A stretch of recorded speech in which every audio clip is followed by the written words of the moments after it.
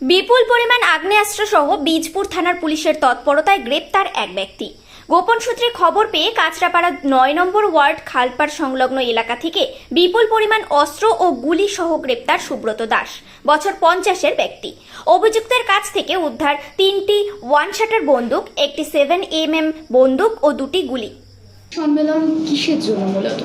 আজ আমরা বিশ্বস্ত সূত্রে খবর পাই যে কাঁচরাপাড়ার মিলননগরের কাঠের গোডাউন আছে সুব্রত দাসের, সেখানে কিছু অজানা ব্যক্তির আনাগোনা হচ্ছে বেশ কয়েকদিন ধরে।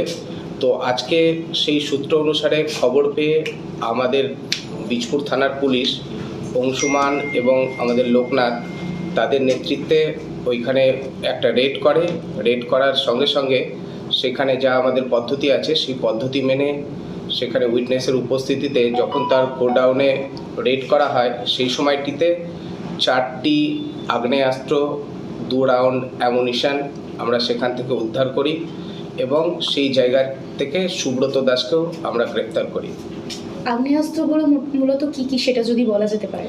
আমাদের এই মুহূর্তে আপনাদের সামনেই রয়েছে, এখানে 3টি ওয়ান শাটার রয়েছে আর আরেকটি 7mm পিস্তল আছে, 2 রাউন্ড অ্যামুনিশনও আছে।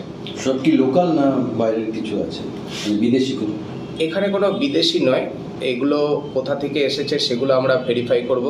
যেহেতু তদন্ত একদম প্রাথমিক পর্যায়ে আছে, এখনই বিস্তারিত বলা সম্ভব নেই, কিন্তু ওকে জিজ্ঞাসাবাদের পরেই কোথা থেকে ও এত আর্মস পেয়েছে এবং এর পেছনে আরও কে জড়িত আছে সেগুলো আমরা বের করার চেষ্টা করছি। এখনো পর্যন্ত একজনই গ্রেপ্তার হয়েছে, সুব্রত দাস গ্রেপ্তার হয়েছে। ইনি কি কাঠগোলার মালিক? এটা মিলননগরে যে কাঠগোলা আছে সেই কাঠগোলা গোডাউনটি ওনারই আছে। ইনি কোথায় থাকেন স্যার? কাঁচরাপাড়ার মিলননগর। Thank you. দেখতে থাকুন নিউজ প্রাইম টাইমস, আপনাদের সাথে, আপনাদের পাশে।